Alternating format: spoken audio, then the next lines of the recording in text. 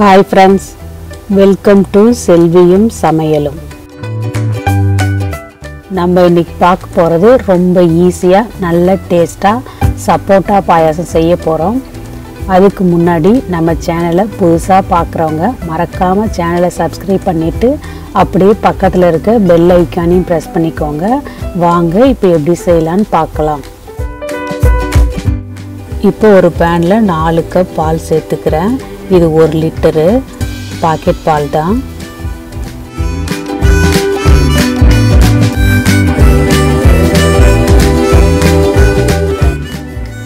இப்போ stove on பண்ணிட்டு வச்சிருக்கேன். பால் நல்லா பொங்கட்டும். இப்போ பால் பொங்கிருச்சு. ஸ்டவ்வை சிம்ல வச்சுட்டு 1/2 கப் சுகர் சேர்த்துக்கிறேன். இப்போ நல்லா மிக்ஸ் பண்ணிக்கலாம். சுகர் நல்லா கரையட்டும். இப்போ சுகர் நல்லா கரைஞ்சிருச்சு. இந்த ஸ்டேஜில் 1/3 கப் கண்டென்ஸ்டு மில்க் சேர்த்துக்கிறேன். இது சேர்த்து செஞ்சோம்னா டேஸ்ட் ரொம்பவே நல்லா இருக்கும். இப்போ நல்லா மிக்ஸ் பண்ணிக்கலாம். கொஞ்ச நேரம் நல்லா கொதிக்கட்டும்.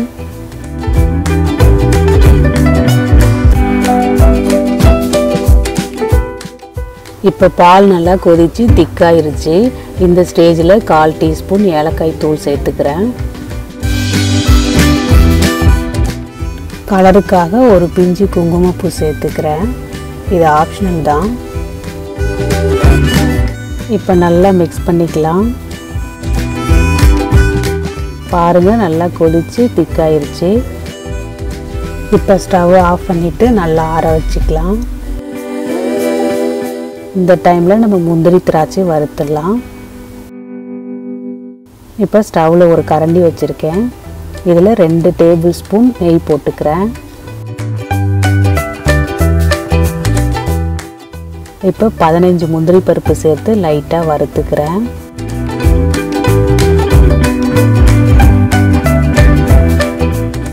இப்போ 20 ட்ரை கிரேப் சேர்த்து வறுத்துக்கிறேன்.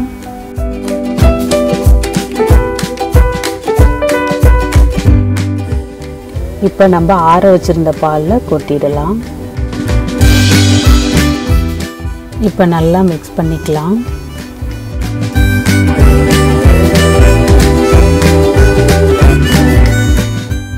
இதுக்கு 4 சப்போட்டா பழம் எடுத்து தோல் நீக்கி வச்சிருக்கேன். இப்போ 2 பழத்தை கட் பண்ணி இந்த ஜாரில் சேர்த்து நல்லா அரைச்சிக்கிறேன்.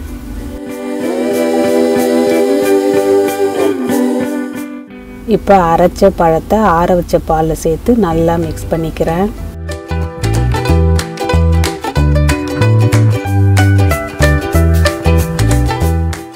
இப்போ மீதி இருந்த 2 பழத்தை கட் பண்ணி சேர்த்து நல்லா மிக்ஸ் பண்ணிக்கிறேன்.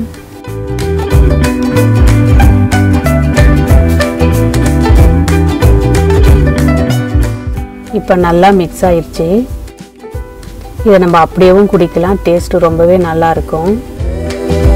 ஃப்ரிட்ஜில் வச்சு ஜில்லுன்னு குடித்தோம்னா டேஸ்ட்டு சூப்பராக இருக்கும். இப்போ ஃப்ரிட்ஜில் வைக்க இந்த பவுலுக்கு மாற்றிக்கிறேன்.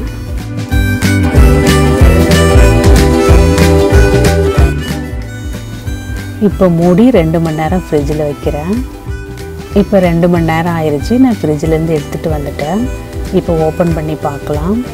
பாருங்கள் சூப்பராக கலராக இருக்குது பாருங்கள்.